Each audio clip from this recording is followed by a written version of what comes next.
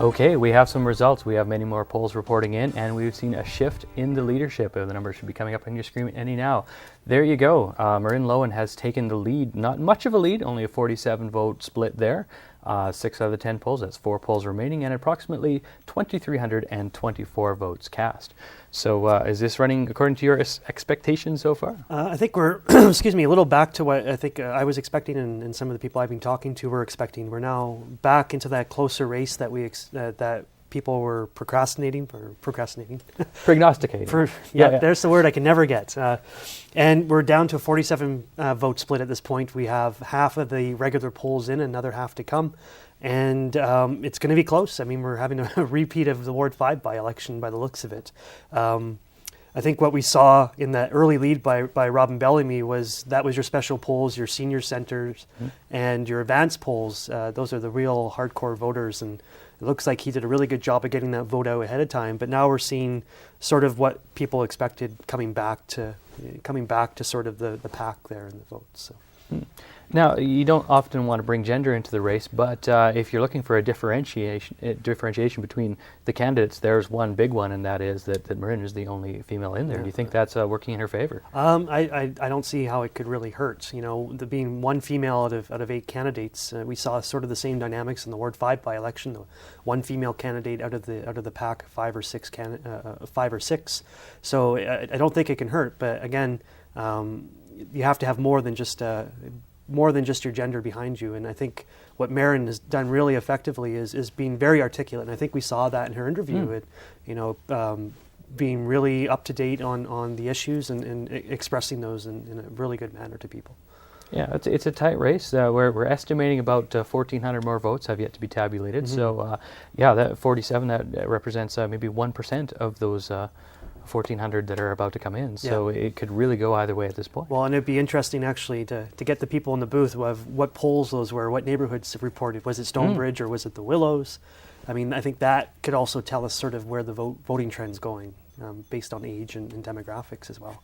Well, exactly, and it's interesting to see whether or not any candidates, strategically polled in one particular neighborhood. If they just maybe really focused on one neighborhood, arranged for rides for the candidates and whatnot, and thought, because really you're looking at in this by-election probably a 50 votes to win it. Exactly, and this is where, in being a veteran of campaigns, where getting out your vote counts. The whole election, you're knocking on doors and putting out your flyers to identify who people are going to vote for you. But if those people don't come out and vote on a day like today, well, then all that work is for naught. So actually a lot of the resources in a campaign, a really organized campaign, will be spent today getting those people out to vote at some point before the polls close. Well, let's take a look at the leaderboard, the entire selection there. You're looking at...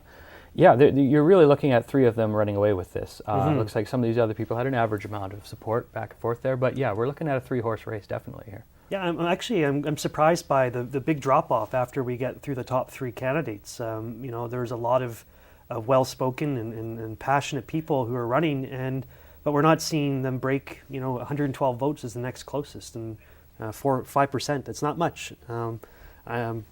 That's kind of surprising to me. Yeah. I mean, it's hard to say. I mean, you obviously, your friends and family, the circle you hang out with, will probably all be very supportive.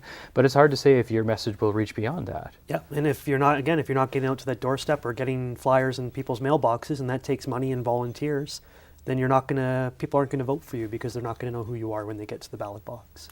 Yeah, and generally people don't, there's no polling for this, or at least advanced polling and saying, who are the leaders, which generally has an effect in a regular election. I think people want their vote to count, and therefore they'll generally go with the front runners. Yeah. So it is interesting how this pans out. Mm-hmm.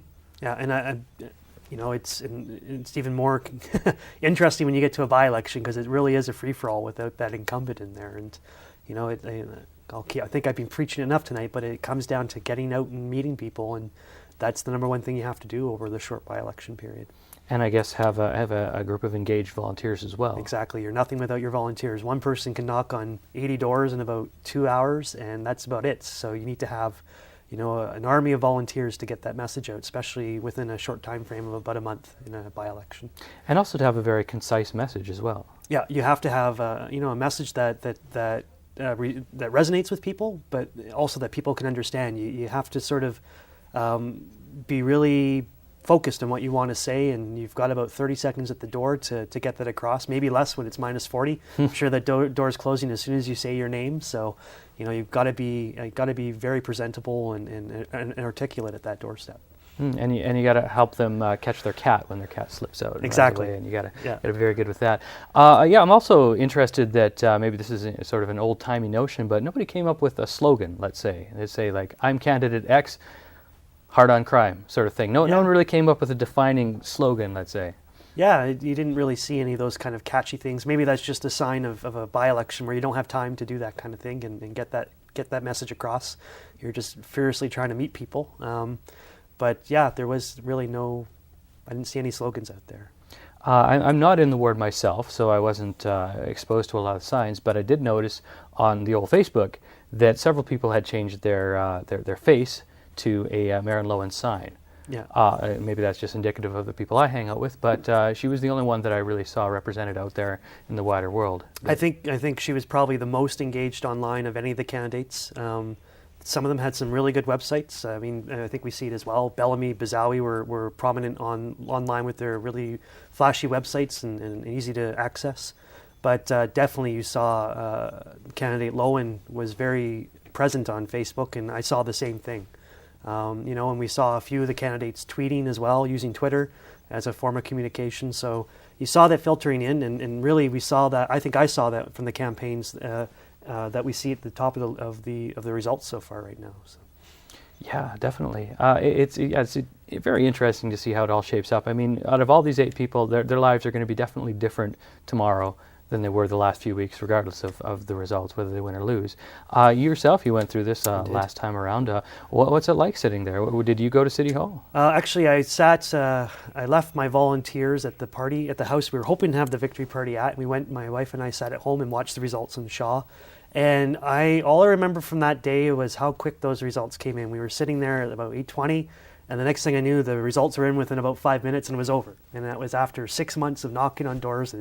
It's over in a matter of seconds. So it definitely is. It's a quick result, and it does change your life. I mean, I think it's one of the things that's kept me going in blogging about civic politics was being involved, and just having more of a keener sense of what people are wanting to see in the city after being on the doorstep for 6 months and talking to 6,000 people. So.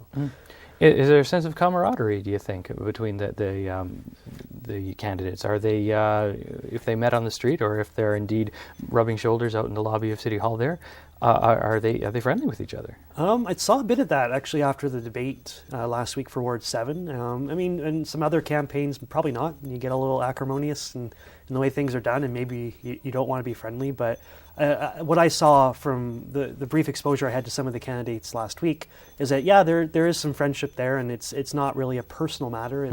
They're just out there to try and put their best foot forward, and may the best person win. So it's good to see. Alrighty, well, let's flash the results back on the screen there. We're going to take a short break, and when more results come in, we'll have them to you. We'll get them to you.